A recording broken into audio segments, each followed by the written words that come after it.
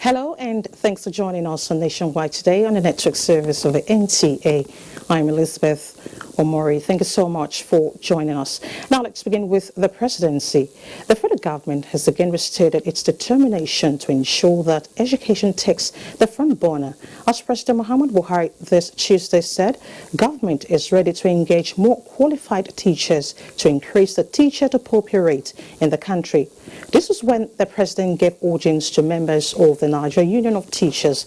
Sida's correspondent Jide Onifade will bring us details in our subsequent bulletin.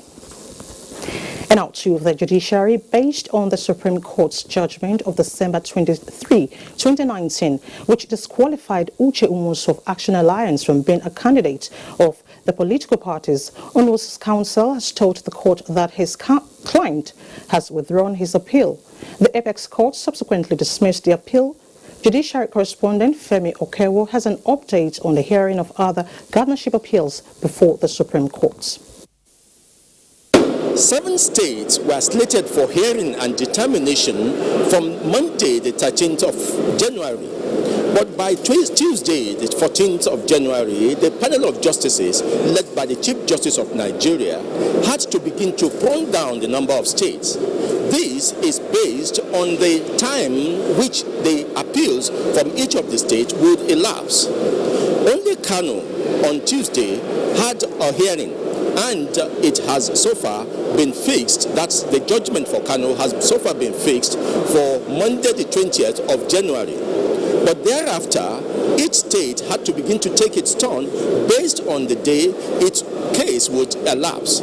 Imo State is currently being determined now, and interestingly, Imo has 3 appeals before the Supreme Court. That is, appeals coming from the various personalities that have contested on various platforms, Hope Uzodimma, Uche Nwosu, and several other persons who would have their day at the Supreme Court. Now, one issue that cropped up on Tuesday during the hearing was the time lapse given by the Constitution for the cases to be determined. Now, this was supposed to cure an error in some of our electoral matters, the time when elections were taking 3 years to be determined. But then, the time that has been given this time is also hurting the process of giving justice to each of the appellants. The Chief Justice of Nigeria has therefore called for another look at the time lapse given for the determination of each of the electoral cases, starting from the petition, then to the Court of Appeal and to the Supreme Court. For the Court of Appeal, it has 60 days, and the Supreme Court also 60 days to hear and determine the appeals. This seems to be too small a time, according to the Chief Justice of Nigeria, to have a good scrutiny of the petitions. For now, we are crossing our fingers to see what the appeals would look like because of the number of states that are before the the Supreme Court. Those are the issues for now at the Supreme Court, and we're expecting that in the coming days, a number of states will be determined whether their election will be upheld or be quashed. That is the update from the Supreme Court. I am Femi Okewo, returning you to the studios. Thank you so much, Femi. And still on the judiciary, the Federal High Court sitting in Abuja has fixed the 23rd of January to give ruling on bail variation application filed by former chairman of the defunct Pension Reform Task Team, Abdurrashid Maina, who is standing trial on a 12-count charge bordering on money laundering. Justice Okon Abang says he recognizes the importance of the application, but due to busy schedules of the court, he has no choice but to deliver the ruling next week. He, however, says if the ruling is ready before the set date, he will communicate with the parties for a new date. The judge also dismissed an application filed by the prosecution that the fourth witness should be screened from the gallery rather than from the bar, on the grounds that the prosecution did not comply with the mandatory conditions of Section 232, subsection 2 of the Administration of Criminal Justice Act 2015 by disclosing the particulars of the witness. The case has been adjourned to the 15th of January. And away from the judiciary, arrangements are in top gear for the 2020 Armed Forces Remembrance Day celebration. And during DI standing by live at the National Arcade for an update. Hello, Doing. Elizabeth. Hello, Elizabeth. We are live here at the Enugu Square venue of the 2020 Armed Forces Remembrance Day, and as it is, arrangements are in top gears. The people here are just putting finishing touches to the arrangements here. Earlier, I told you that most of the people that are supposed to put in place the various equipment for this event are already on ground, and as it is, they've scaled up that activities. As it is now, one side of the road leading to the Enugu Square has already been cordoned off, and that is just to tell you part of the security measures that has been put in place. If you can look behind me also, you see some uniformed men who are here to inspect the environment, all to ensure each feel free celebration. You will recall that the President and Commander-in-Chief of the Nigerian Armed Forces sometimes last year launched the emblem, which is for the appeal fund for the fallen heroes, and all of this is to encourage those that are serving, as well as encourage the families of these fallen heroes who paid the supreme price to keep the nation together. Quickly, let me also tell you some of the activities that you will be seeing tomorrow. First, let me start with the release of the pigeon, which symbolizes peace and unity in the country, and that will be performed by the Commander-in-Chief himself, President Muhammadu Buhari. Thereafter, he will be laying the wreath. He will not just be doing that. Some top government functionaries and family members of some of the fallen heroes will also be laying the wreath. Aside from that, we also have the 21 gun salute, which is to recognize the efforts of these fallen heroes. And finally, the president will be signing the register, which will climax the event.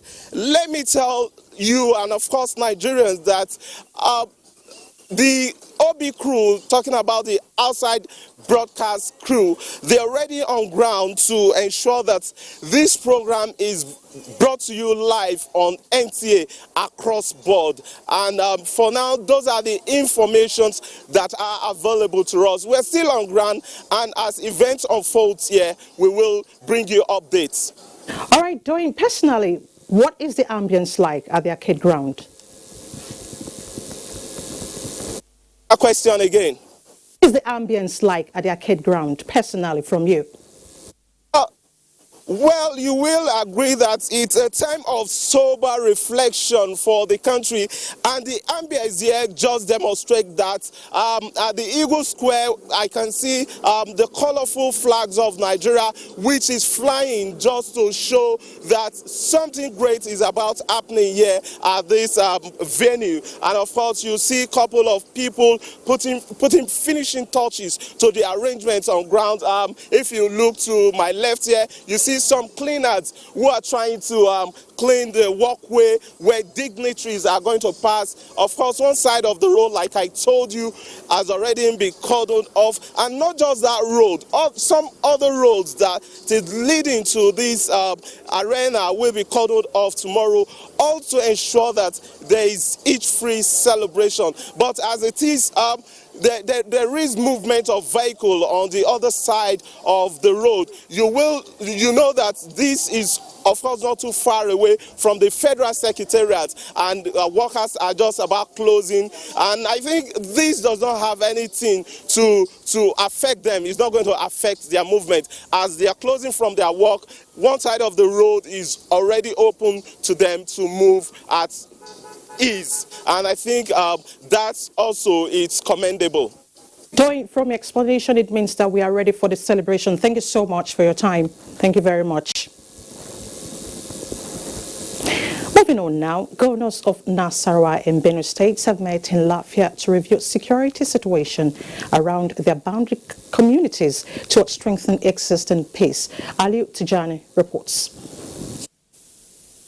The meeting in Latvia had in attendance traditional rulers and heads of security agencies. Among issues is the anti-grazing law of Benue State.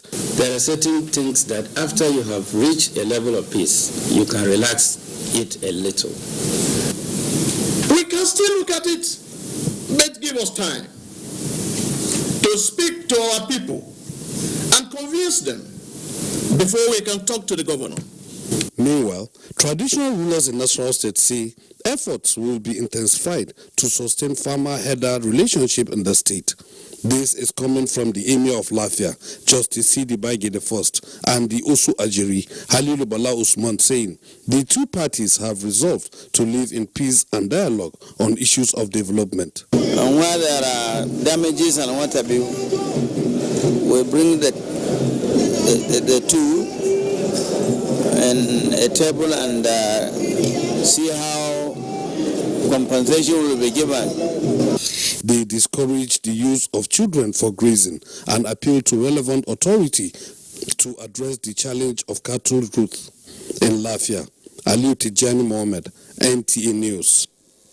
Into to talk insecurity, the Nigerian Police Force Akwa Ibom State Command is set to partner more effectively with the people to further tackle insecurity challenges across the state. Commissioner of Police Akwa Ibom State Command Edgar Imoimi made this known during a town hall meeting with the stakeholders of ABAC 5. Kelvin Samuel reports. Station visit and town hall meeting with the people of Ika, Etimepo, Urukanam, Okanafon, and Abak local government areas. The Akwa Ibom State Police Commissioner Edgar Muhimi said was to intimate the people on his policing plans in the state and to seek partnership with stakeholders that will help strengthen the level of peace and security experienced in the area. The state police boss maintained that it is impossible to police the people without their consent, trust and confidence in the police. As such, he assured that the leadership of the Nigerian police force is doing everything possible to sanitize the system and ensure that all officers operate within their code of conduct.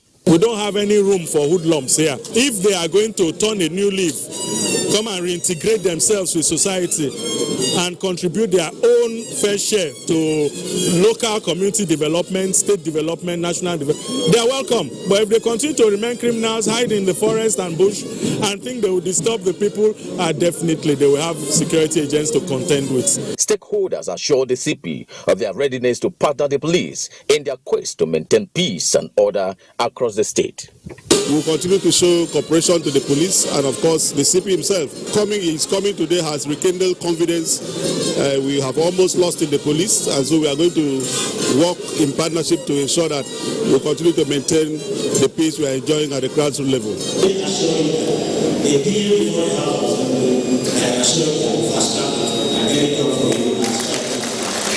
The town hall meeting climaxed into interactive session where the people bared their minds on issues of security and the way forward.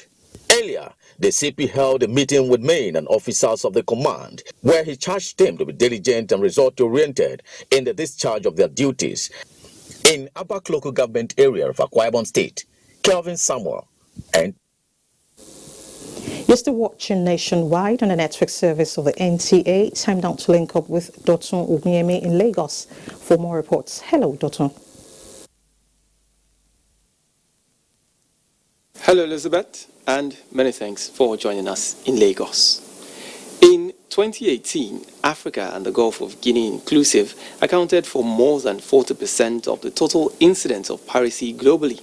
Nigeria, being the most affected, is however fine-tuning its maritime security architecture towards addressing this challenge. In this report, Michael Olaleye examines this initiative and its gains.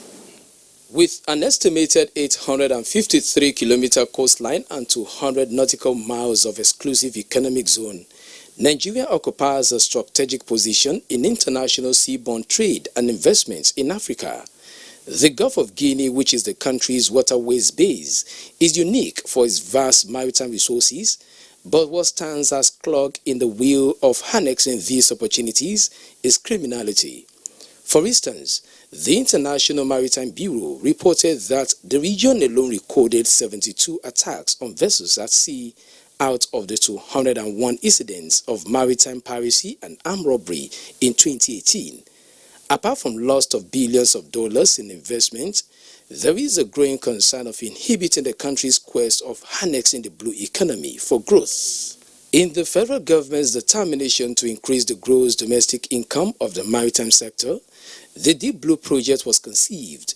It is a total spectrum of maritime security, which includes law enforcement, regional cooperation, response capabilities building, and enhanced maritime domain awareness for all organs of government responsible for maritime security.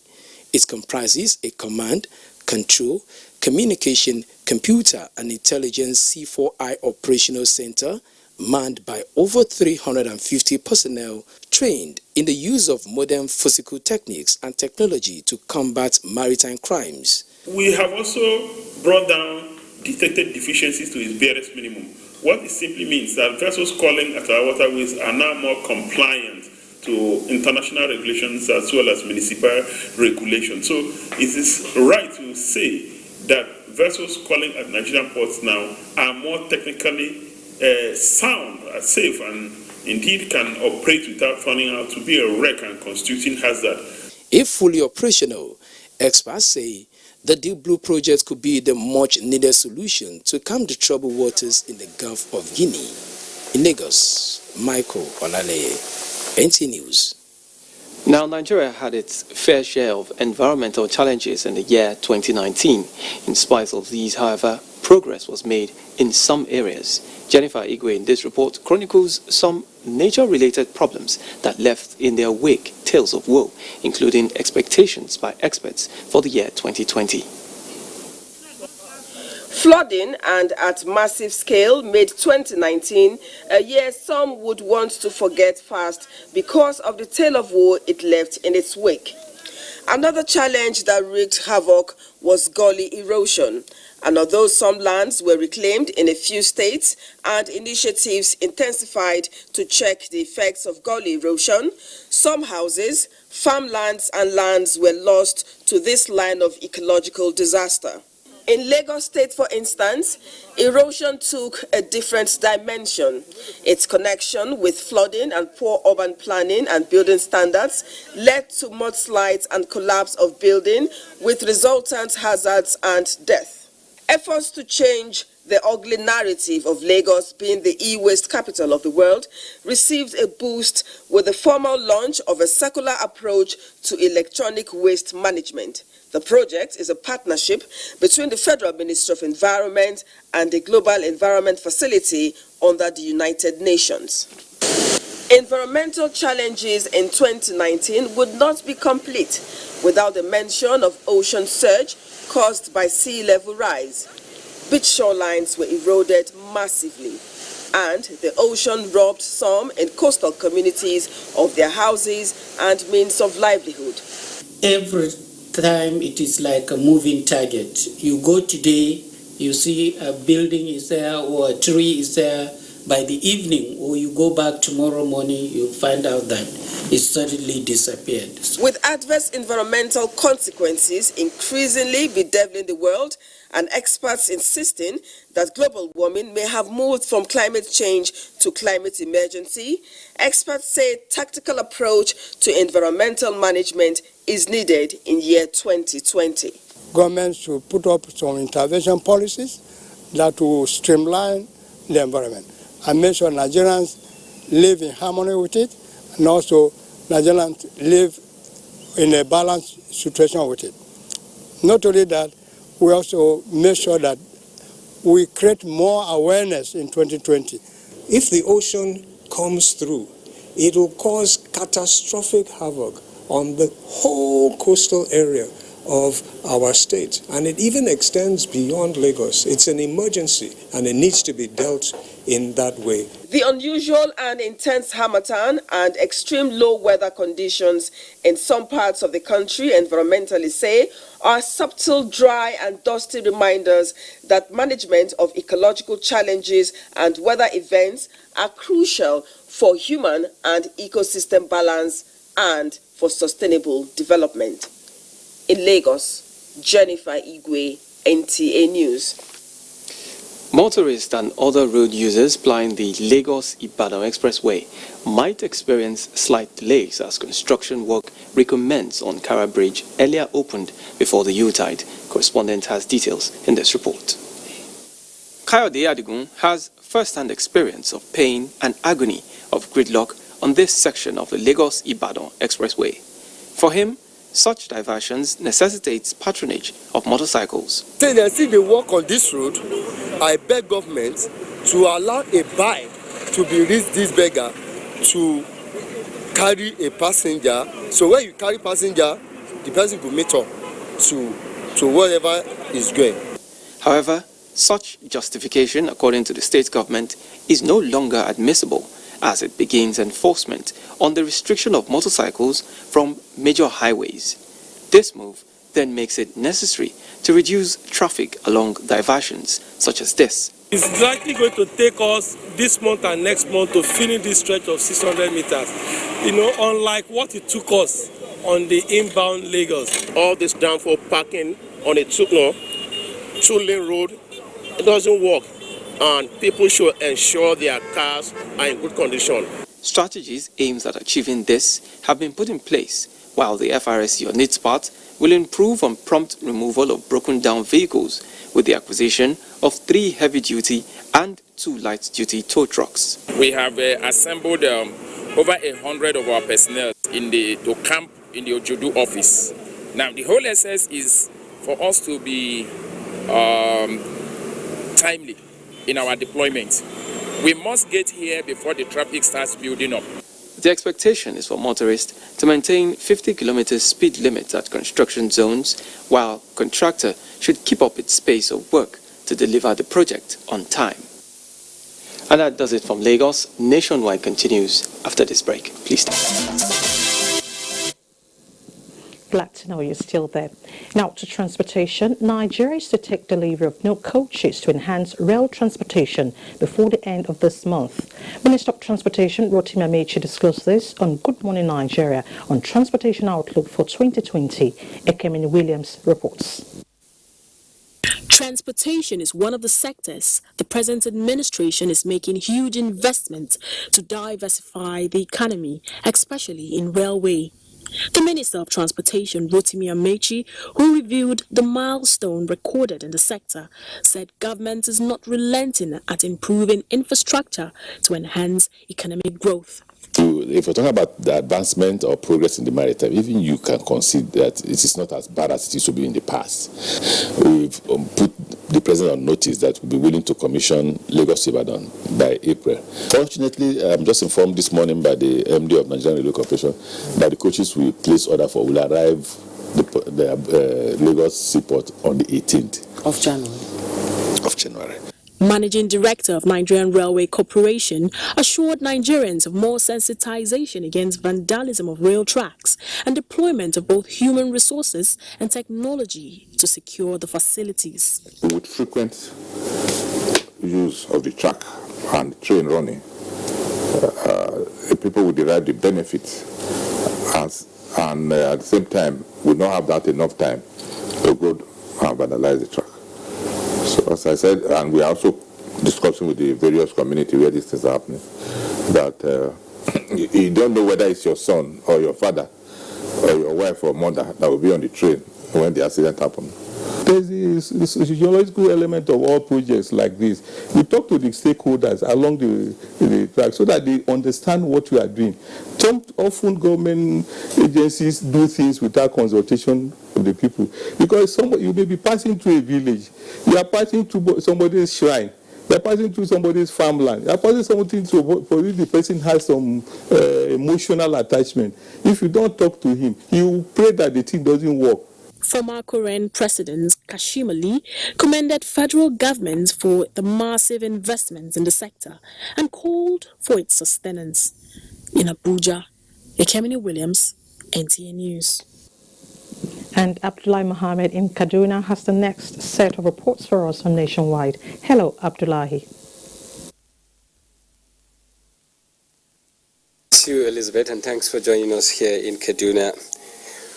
Kaduna State Government has introduced a digital mechanism codenamed Classroom All-Inclusive Teacher Empowerment Solution Program to build the capacity of teachers and boost the standard of education. Tina Toro has details of this report.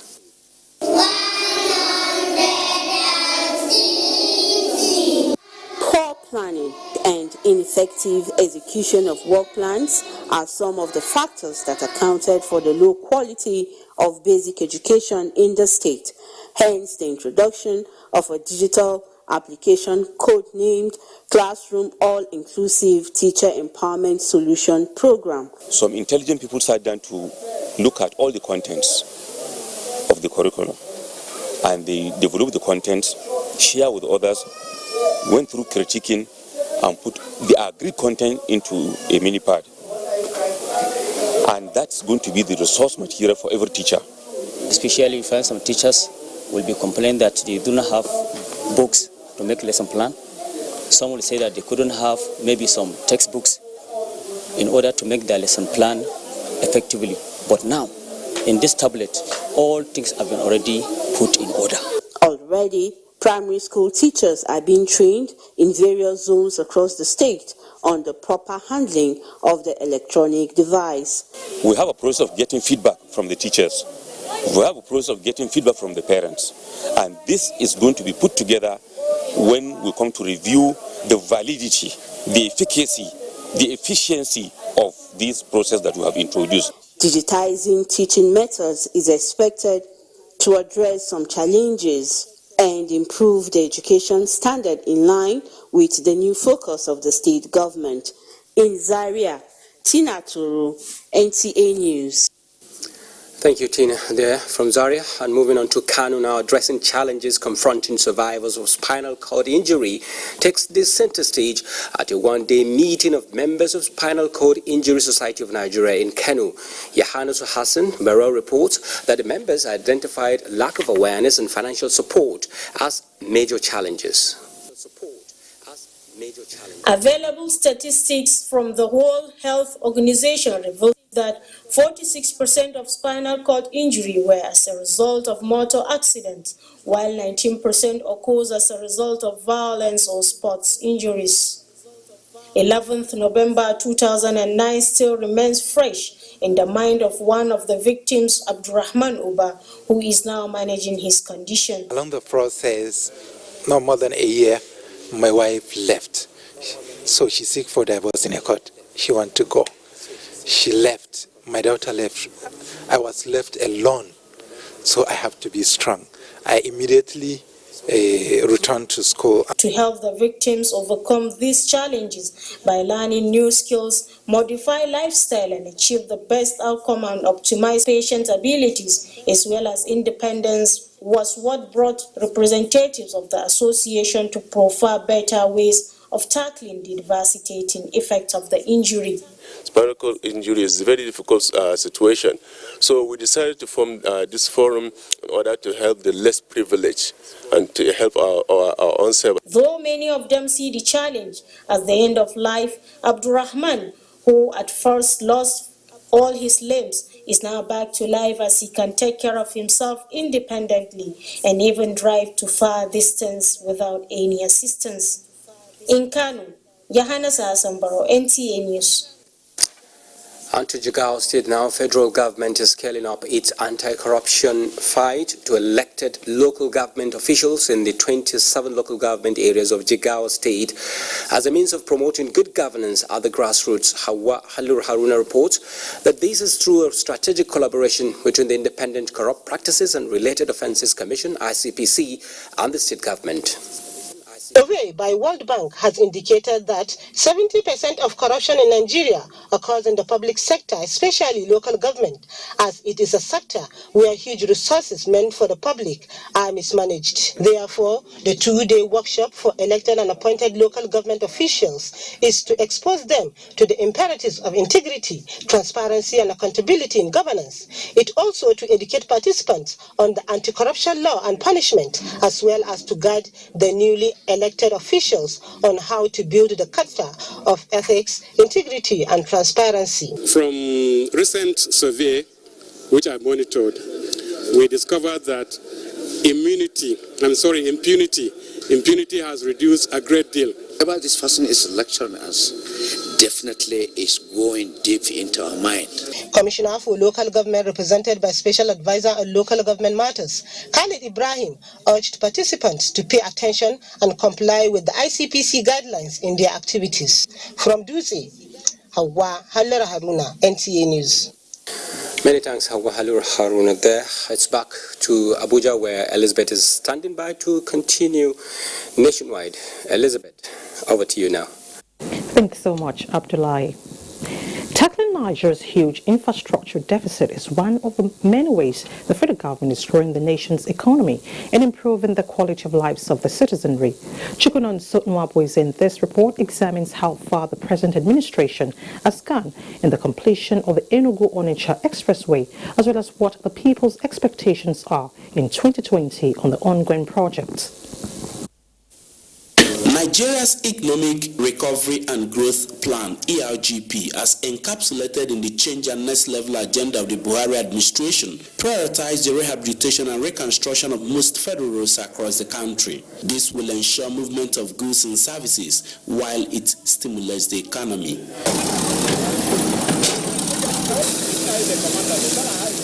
The zeal and tempo to deliver this massive dividend of good governance are so high in Anambra State and can be seen in the level of work on the Amobia, Umubuoka, Enugu Agidi, Enugu Ukbo axis of the Enugu-Onitsha Expressway.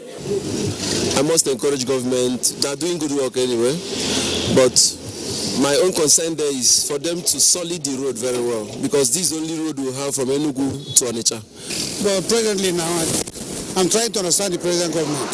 Formerly, I was not happy, but now I can see he's trying to spread everything. The people are, however, expectant that an appreciable work will be done on the project before the end of 2020. My own concern there is that if there is work like this everywhere, in fact, let him continue, because doing good work is a good thing. It's not something you promise you will not do it. There are things you do to support the government. But even in the encouragement you are giving them, now is something. It's a support. You understand me? So most importantly, if you're a businessman, whatever way, you help the government in paying the tax. They also appeal to Nigerians to support government's efforts at reducing the nation's huge infrastructural deficits by being law-abiding through prompt and constant payment of their taxes. From Enugu Agidi, Chukunon Sotunwabweze, NTA News. And still on infrastructure, the Rivers State government has commenced the demolition of structures to give way for the Rebisi flyover project in the popular garrison axis of the capital city, Port Harcourt. This development comes as some residents expressed concern on the long distance they trek before they get to their destinations. Kingsley Amajiri reports. The demolition on the 2 lanes of Aba Road within the project site kickstarts a 3-day exercise that will be extended to artillery and Rumokoro flyover projects. He has carried it out consistently, and that is how it will continue to the end. We are here to monitor the demolition. This exercise equally comes with its own challenges, especially for the road users. That's a good one. We still have a bitter side of it, the long walk. We're not happy what is happening. They could have just looked somewhere that would be open for us to see a taxi and pay and come, not we trekking or running, chasing taxi along. It's risky. I think the project is okay, since it will turn to be a good one, something that will be useful for us. With a 16 months timeline for completion, the project manager, Finn Dordowski, said about 14% of the job has been done so far. On the concerns raised by some of the road users, he called for patience and understanding, promising that the road will be completed in record time. We are working now since 2 months, and the total construction period is 16 months. So I guess that we did around 12 to 14% of all the works. At the beginning we are suffering, yes, but at the end there's a big benefit for the people of River State. As at first time, the demolition exercise was still ongoing, with some residents removing their marked property voluntarily. In Port Harcourt, Kingsley Amajiri, NTA News. For more reports on Nationwide, let's now join Larry in our Ibadan studio. Nice to see you, Larry.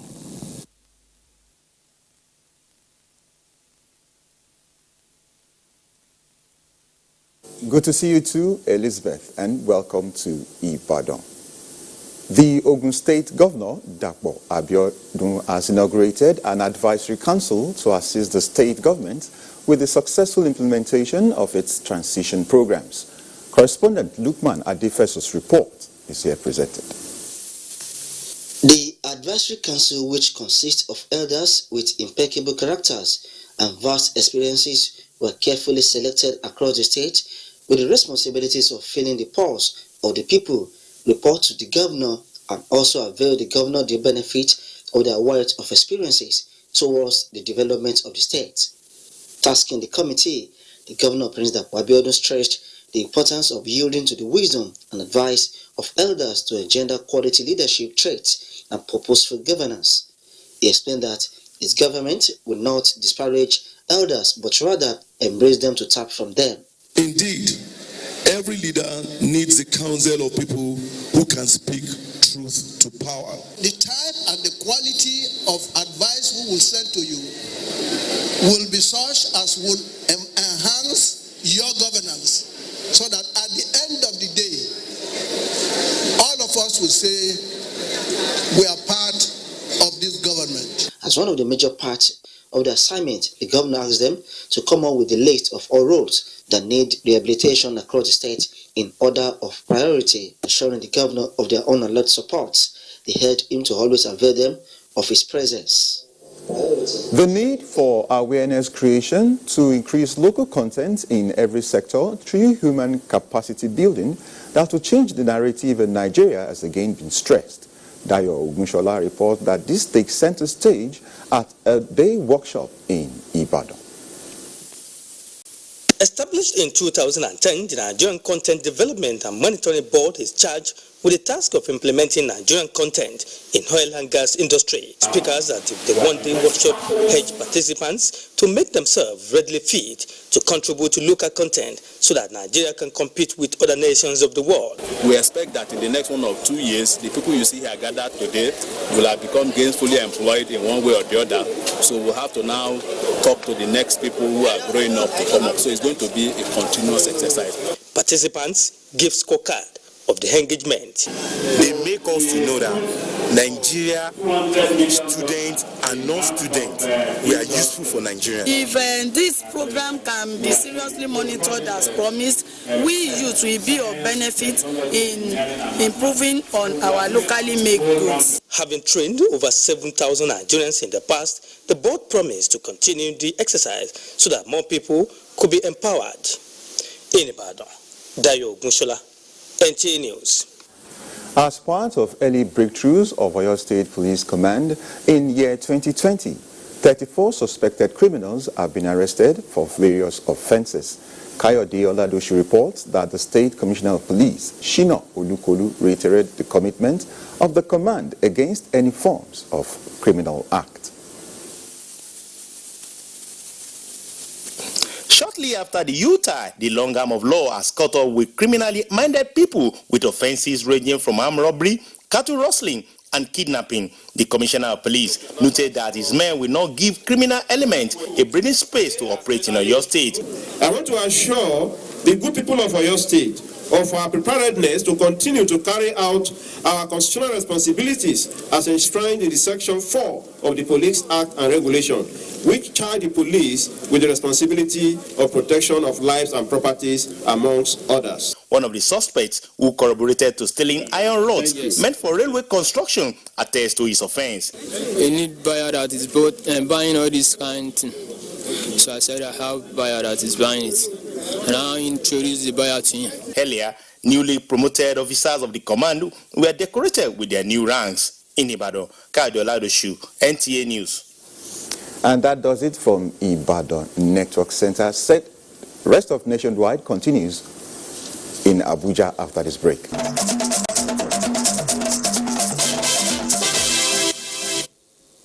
Thanks for staying with us. Now let's shift our attention to diaspora matters. The Nigerians in Diaspora Commission says it will partner the National Youth Service Corps to fashion out easy ways legitimate that qualified Nigerian graduates from foreign tertiary institutions can participate in a one-year national service to their fatherland. Chairman, Nigerians in Diaspora Commission, Abike Dabiri Erewa, said this when she visited the Director General of the NYSC, Brigadier General Shuaib Ibrahim, at his office in Abuja. Olayin Kauja reports that the chairman of the commission also urged the NYSC to create a diaspora desk for the scheme.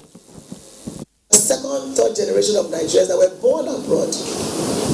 They were born abroad, they've never been to Nigeria.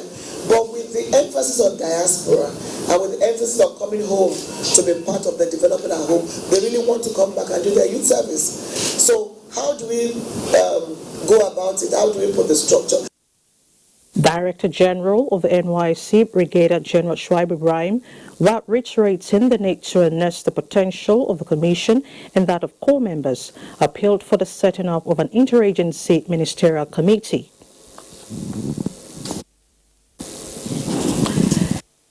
To other news, the Minister of Humanitarian Affairs, Disaster Management and Social Development, Hajat Sadia Umar Farouk, has said that the federal government is open to partnership and collaborations in the areas of humanitarian affairs, disaster management and social development with agencies and governments. The minister stated this during a meeting with the ambassador of the United Arab Emirates, His Excellency Fahad Obeid at Tafak in Abuja. She said the three specific components, humanitarian intervention, disaster management, as well as social development, are areas the ministry needs technical support to actualize its mandate. The minister added that we also need support in the area of empowerment of our displaced and vulnerable population in the society. The minister mentioned that the social intervention program of the federal government has four thematic areas such as the school feeding program, conditional cash transfer, NPAP program, and JIP. These are areas that the ministry also need collaboration with partners. She commended the Embassy of the United Arab Emirates for supporting the government of Nigeria in humanitarian issues and looked forward to more collaboration in the years ahead. Earlier, the ambassador of the United Arab Emirates disclosed that the UAE Embassy has executed several programs and impacted more than 22,000 lives in Nigeria and is willing to do more. Jubilee Lake is one of the relaxation spots popularly visited by fun seekers in Abuja. It's a gradual change from a pristine body of water into a lake populated by waste prompted a visit by the National Inland Waterways Authority to the lake. Olabode Arewa reports.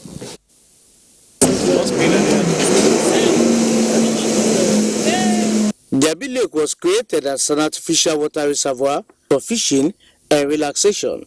Over the years, numerous business entities have sprung up around this environment, leading to increase in human activity. In furtherance of its mandate of supervising all inland bodies of water across Nigeria, The National Inland Waterways interacted with the private outfits conducting business around the lake towards ensuring the payment of the appropriate revenue into government coffers. The Managing Director, George Mogalu, observed that the area also should be upgraded for tourism. What's wrong with developing these areas, boat clubs and what have you, so that we want to recreate the environment. We want a situation where the environment, apart from the money that can be generated from it for government, it provides people opportunity where you can say, let me go and relax over the weekend, that is where I want to be, for recreation purposes. No, it's a good idea. At least it will attract even tourists from outside. You get me? If this place is made into standard.